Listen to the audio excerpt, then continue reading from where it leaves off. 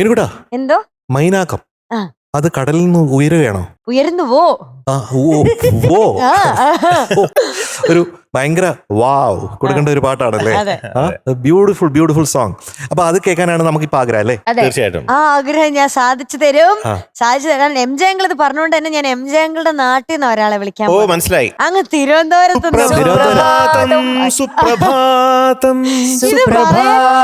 ഇത് പറയാനാ 3 പേർക്ക് എന്തൊരു സുപ്രഭാതം.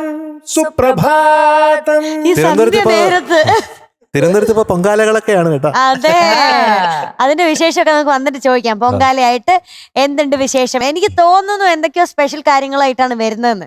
ഓക്കെ, സോ ലെറ്റ്സ് വെൽക്കം അമൃതക്കുട്ടി ഓൺ സ്റ്റേജ്. കണ്ടോ, ഞാൻ പറഞ്ഞില്ലേ? ഹായ് അമൃതക്കുട്ടി. ഹായ്. അമ്മാവന്റെ കല്യാണമാണോ പൊങ്കാല സ്പെഷ്യലാണോ? ഇത് കല്യാണത്തിന്റെ വന്നിട്ടുണ്ട്. ആ ഹായ് ചേട്ടാ, ഞങ്ങള് നോക്കിയിരിക്കുന്നു. അമ്മാവനും അമ്മായിക്കും കല്യാണ വിവാഹ മംഗളാശംസകൾ. അതെ, പുതിയ ജീവിതമൊക്കെ തുടങ്ങിയില്ലേ? എങ്ങനെയുണ്ട്? തുടങ്ങിയതേ ഉള്ളൂ, ആ അങ്ങനെ പോകുന്നു. ഇഷ്ടപ്പെട്ടു? ഇഷ്ടപ്പെട്ടു. കൊള്ളാം. ചേച്ചിക്കോ? തുടങ്ങിയതല്ലേ ഉള്ളൂ, അതുകൊണ്ട് കൊള്ളാന്ന്. ഇനി എങ്ങനെ അങ്ങോട്ടേക്ക് എങ്ങനെയാ നോക്കാന്ന് ഇനി വഴിയേ അറിയാം കാര്യങ്ങളൊക്കെ. പക്ഷെ കല്യാണത്തിന് വന്നിട്ട് സ്റ്റാർ അമ്മാവനും അമ്മായി ഒന്നും അല്ല, അമൃതക്കുട്ടിയാണെന്ന് കേട്ടല്ലോ, ശരിയായിരുന്നോ? സെലിബ്രിറ്റി ആവള് ആയിരുന്നു. നമ്മുടെ ഫോട്ടോ എടുക്കുന്നതിനെ കൂടുതൽ അവളെ ഫോട്ടോ എടുക്കും. കൂടെ വന്നിന്ന് ഫോട്ടോ എടുത്തിട്ട് നമ്മളെ മാറ്റി നിർത്തി അവളുമായിട്ടുള്ള ഫോട്ടോ എടുക്കും. ഇനി ചെറുക്കനും പെണ്ണോ നീങ്ങുന്നൊക്കെ. സിംഗിൾ ആയിട്ട് എടുക്കണം. സുപ്രഭാതാണെങ്കിൽ എല്ലാ ഫോട്ടോയിലും കയറി നിന്ന്. ഫാൻസിന്റെ കൂടെ പിന്നെ വേറെ ആര് ഫോട്ടോ എടുക്കും? അതെ. പൊങ്കാല അല്ലായിരുന്ന? പൊങ്കാല നല്ല സൂപ്പർ ആയിരുന്നു. സൂപ്പർ. ഞാൻ എല്ലാ പ്രാവശ്യവും പൊങ്കാല ഇടാൻ വേണ്ടി പോവും. അമ്മമ്മയുടെ കൂടെ പോവാറുണ്ട്. പിന്നെ അവിടെ തൊട്ടടുത്തൊരു വീടുണ്ട്. ആ വീട്ടിൽ നിന്ന് തന്നിമത്തന്റെ ജ്യൂസ് ഒക്കെ കുടിക്കാറുണ്ടായിരുന്നു. ഇത് കൊണ്ട് തരട്ടെ? അപ്പൊ അത് പോരട്ടെ.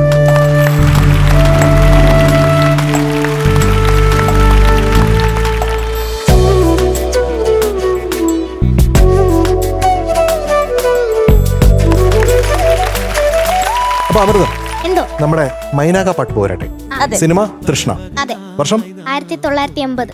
ഇതിന്റെ സ്ക്രിപ്റ്റ് എഴുതിയിരിക്കുന്നത് MT വാസുദേവൻ നായർ സാറാണ്. ഇതിന്റെ ഡയറക്ടർ IV ശശി സാറാണ്. മമ്മൂക്കയ്ക്ക് ഏറ്റവും വലിയ ബ്രേക്ക് കിട്ടിയ ഒരു സിനിമയാണ് ഈ തൃഷ്ണ എന്ന് പറയുന്നത്. അതിലെ മറ്റു പാട്ടുകൾ എനിക്ക് ഓർമ്മ വരുന്നുണ്ട്. ശ്രുതിയിൽ നിന്നുയരും, അതുപോലെ തെയ്യാട്ടം ധമനികളിൽ എന്നുള്ള പാട്ട്. അതൊക്കെ കേട്ടിട്ടുണ്ടോ? ഇല്ല. മ്യൂസിക് ആരാണ്? Music Shyam sir. കറക്റ്റ്. എഴുതിയതാരാണ്? ബിച്ചു തിരുമല. കറക്റ്റ്, എല്ലാം കറക്റ്റ്. സുപ്രഭാതം എപ്പോഴും കറക്റ്റ് സമയത്ത് അവിടെ എത്തി. ഓ തന്നെ. അപ്പൊ നന്നായിട്ട് പാടണേ. All the best. Thank U.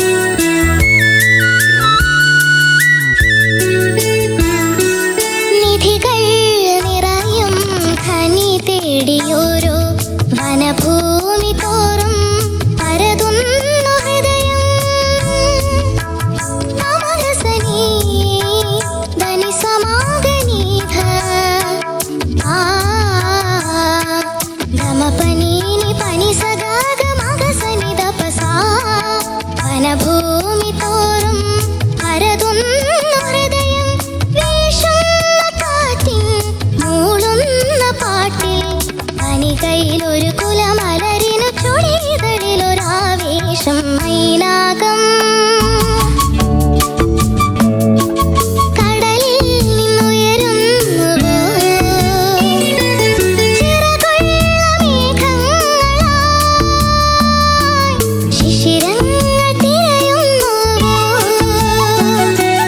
ശിശിരങ്ങൾ തിരയുന്നുവോ ശിശിരങ്ങൾ തിരയുന്നുവോ. വെരി ഗുഡ് മോളെ.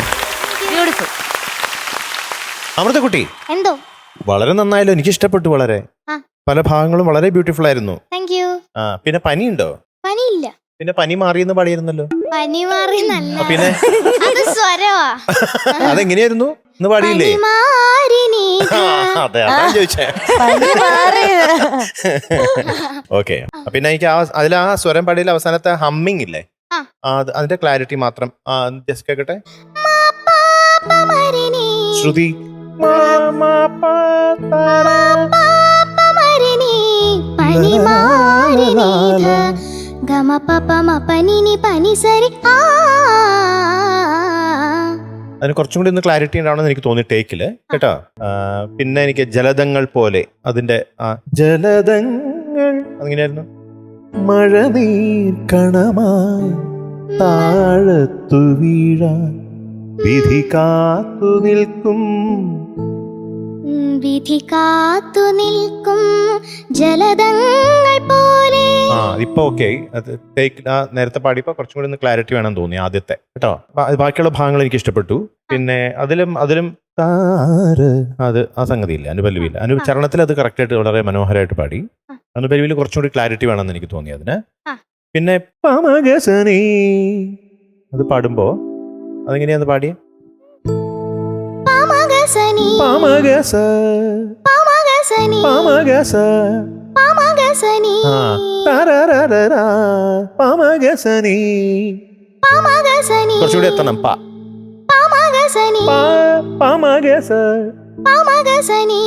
അതൊന്ന് ശ്രദ്ധിക്കണം. പിന്നെ എനിക്ക് തോന്നിയ ഒരു ചെറിയ കാര്യം എന്ന് പറഞ്ഞാല് മഴനീർ കണമായെന്ന് പാടിയില്ലേ? മഴനീർ അത് മോള് പാടുമ്പോ മഴനീർ കണമായി എന്ന് പാടുന്നുണ്ട്. അത് കുറച്ചും കൂടി ഒന്ന് ഭംഗിയാക്കണം. ഭംഗിയാക്കിയ കൊള്ളാന്ന് എനിക്ക് തോന്നി. മഴനീർ കണമായി കണാന്ന് മോളിങ്ങനെ ഓപ്പണായിട്ട് ഓപ്പണായിട്ട് പറയുന്നുണ്ട്. കണമായി എന്ന് പറയാ പാടിയാ മതി.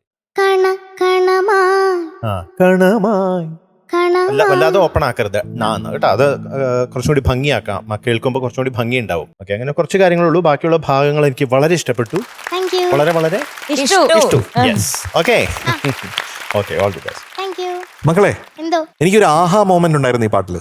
അതെവിടെയായിരുന്നു? ഞാൻ പറയാം എവിടെയാന്ന്. ആ സ്വരം തുടങ്ങി കഴിഞ്ഞിട്ട് ഒരു ഓപ്പണായിട്ട് ഹമ്മിങ്ങില്ല ഓപ്പണായിട്ട് വന്ന ഭാഗം. ആഹാ ആദ്യം പാടിയില്ലേ, അവിടെയാണ് ആഹാ മോമെന്റ്. യെസ്.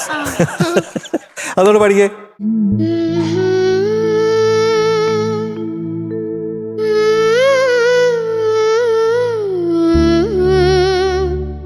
അത് കുറച്ചും കൂടി സസ്റ്റെയിൻ ചെയ്യാം കേട്ടാ.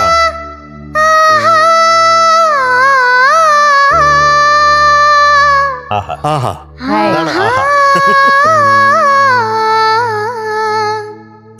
ഇപ്പൊ അവസാനം ശ്രുതി ചേർന്നില്ല, കുഴപ്പമില്ല. അപ്പൊ ശ്രുതി ചേർന്നു, അതുകൊണ്ട് കുഴപ്പമില്ല കേട്ടോ.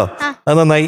പിന്നെ എന്താ വെച്ചാ ശ്രുതി അവിടെ ഇവിടെ എവിടെ അവിടെ എവിടെ പോയി ശ്രുതി എന്നൊക്കെ ചിന്തിക്കുന്ന ചില ചിറകുള്ള മേഘങ്ങളായി നിലേ. ആ മായില് കറക്റ്റായിട്ടൊന്ന് എത്തിച്ചേ.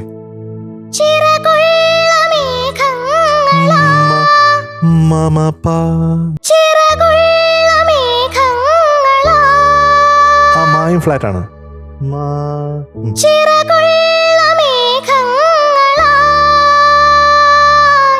ഇപ്പൊ ചിറക് പൊടിച്ചു വരുന്നുണ്ട് കേട്ടോ. ഇങ്ങനെ ഭയങ്കര ചിറകുള്ള ഒരു സംഭവം ഉണ്ടായിരുന്നു പഴയകാലത്ത്. അതിന്റെ പേരാണ് മൈനാകം. മൈനാകം എന്ന് പറയുന്നൊരു പർവ്വതമാണ്. ആ പർവ്വതത്തിന് ചിറകുകൾ ഉണ്ടായിരുന്നു മീനൂട്ടി. അതാണ് അതിന്റെ കഥ.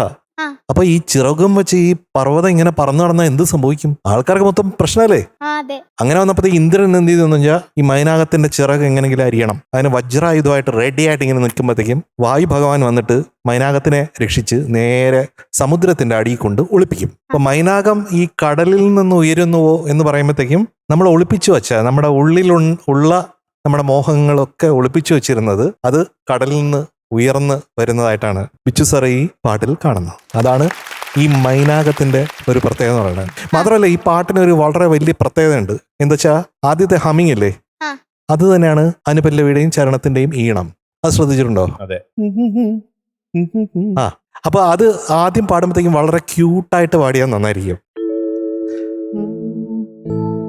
നിരിസ ദസനി എന്ന് പാടുക, നിരിസ ദസനി എന്ന് പാടിയാതെ പോയി അല്ലേ. നിരിസ ദസനി പനിതഗ മപാപ്പ, അങ്ങനെ ക്യൂട്ടായിട്ട് പോകും. കുറച്ചുകൂടെ ക്യൂട്ടായിട്ട് പാടാം. ആ,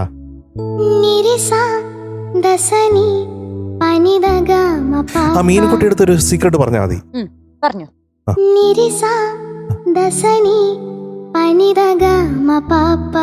ആ, that is nice. ഇതുപോലെ തന്നെയാണ് അനുപല്ലവിയും പാടേണ്ടത്. മഴനീർ കണമായി പാടിക്കേ. അവിടെ സീക്രട്ട് സീക്രട്ട് സീക്രട്ട്. മീനുകുട്ടി മീനുകുട്ടി എടുത്ത് പാട്. കാതോർക്കൂ. മഴനീർക്കണമായി താഴത്തു വീഴാൻ വിധി കാത്തു നിൽക്കും ജലതങ്ങൾ പോലെ. ആ സംഗതികൾ ശരിയാണെന്ന് നേരത്തെ മധുചേട്ടൻ പറഞ്ഞില്ലേ, അത് കറക്റ്റ് ആയിരുന്നു കേട്ടോ. അത് ശരിയാവണം, സ്ലിപ്പ് ചെയ്യാൻ പാടില്ല കേട്ടോ. അപ്പൊ ഇതൊക്കെ മനസ്സിൽ വെക്കുക, മനസ്സിൽ ആക്കുക. അപ്പോഴത്തേക്കും ഈ പാട്ട് കുറച്ചും കൂടെ നന്നായിട്ട് പാടാൻ പറ്റും. ഓക്കെ അമൃതകുട്ടി, എന്തോ എനിക്ക് ഏറ്റവും ഇഷ്ടപ്പെട്ട എന്താ അറിയോ, ഈ മേളിലത്തെ നോട്ട്സിൽ അകാരം പാടുമ്പോഴുള്ള ക്ലാരിറ്റി ഉണ്ട്. ശബ്ദത്തിന് ഒരു പ്രത്യേക തരം ക്ലാരിറ്റി. അത് നല്ല രസമുണ്ട് കേൾക്കാൻ വേണ്ടിയിട്ട്. അത് എനിക്ക് തോന്നുന്നു MJ സാർ പറഞ്ഞ ആ ഒരു ആഹാ മൊമെന്റ് വന്ന ആ ഭാഗമല്ലേ, അതുപോലെ ആ വരുന്ന അക്ഷരങ്ങളെല്ലാം അതുപോലെ കേൾക്കാൻ വേണ്ടിയിട്ട് നല്ല രസമുണ്ട്. ഒരു പ്രത്യേക തരം ക്ലാരിറ്റി. അത് പലപ്പോഴും മേളിലത്തെ നോട്ട്സ് പാടുമ്പോഴാണ് അത് നല്ല ക്ലിയർ ആയിട്ട്, എന്താ പറയുക, ഒരു പൂ ഇങ്ങനെ വിരിഞ്ഞു വരുന്ന പോലെ ഒരു രസമാണ് അത് കേൾക്കാൻ വേണ്ടി. അത് എനിക്ക് തോന്നുന്നു അമൃതകുട്ടിയുടെ ശബ്ദത്തിന്റെ ആ ഒരു പ്രത്യേകതയാണെന്ന് തോന്നുന്നുണ്ട്. നല്ല രസമുണ്ട് അത്. അപ്പൊ ആ ഭാഗങ്ങളൊക്കെ നല്ല രസമുണ്ടായിരുന്നു. പ്രത്യേകിച്ച് ആ ഹൈ പോയിട്ട് ഒരു ആ സൗണ്ട് വരുന്ന ഭാഗങ്ങളൊക്കെ. ഓക്കെ, ഈ practicing. All the best. Thank you. അപ്പൊ നമുക്ക് മാർക്കിലേക്ക് കടന്നാലോ? ഓക്കെ മിസ്റ്റർ മധുബാലകൃഷ്ണൻ, മാർക്ക് എത്രയാണ്?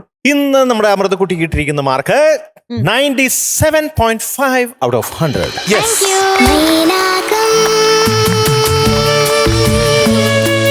അമ്മാവനും അമ്മായി ഹാപ്പിയാണോ? അമ്മായിയുടെ അടുത്താ ചോദിക്കാനുള്ളത്. ചേച്ചി ഹാപ്പിയാണോ? ഇതുവരെ ടിവിയിലല്ലേ നമ്മൾ കണ്ടിട്ടുള്ളൂ, അപ്പൊ നേരിട്ട് കണ്ടു. ആദ്യത്തെ പാട്ട് എങ്ങനെയുണ്ട്? കൊള്ളായിരുന്നു, ഇഷ്ടപ്പെട്ടു. വീട്ടിലൊക്കെ കേൾക്കുന്ന പോലെ തന്നെയാണോ, അതോ വ്യത്യാസമാണോ? ഇങ്ങനെ കേൾക്കുമ്പോ വേറൊരു ഫീലാണല്ലോ അല്ലേ? എല്ലാരും സംസാരിക്കുന്നത് ഒരുപോലെ ഉണ്ട് അല്ലേ? ഇവരല്ലേ? ഒരുപോലെ ഇരിക്കുന്നത് ആ ഒരു വാക്കുകൾ തമ്മിലുള്ള സ്പേസ് ഒക്കെ ഒരുപോലെ. പുള്ളിക്കാരൻ ആദ്യം അതാണ് നോക്കിയത്, ഇങ്ങനെ സംസാരിക്കുന്ന ഒരാളെ കിട്ടുമോ എന്ന് പറഞ്ഞിട്ട് അങ്ങനെയാണെങ്കിൽ മതി ഇത്. അപ്പൊ ഓക്കെ ചേച്ചി ചേട്ടാ, താങ്ക് യു. അമ്മമ്മേ താങ്ക് യു. അമൃതക്കുട്ടി ബൈ. ബൈ.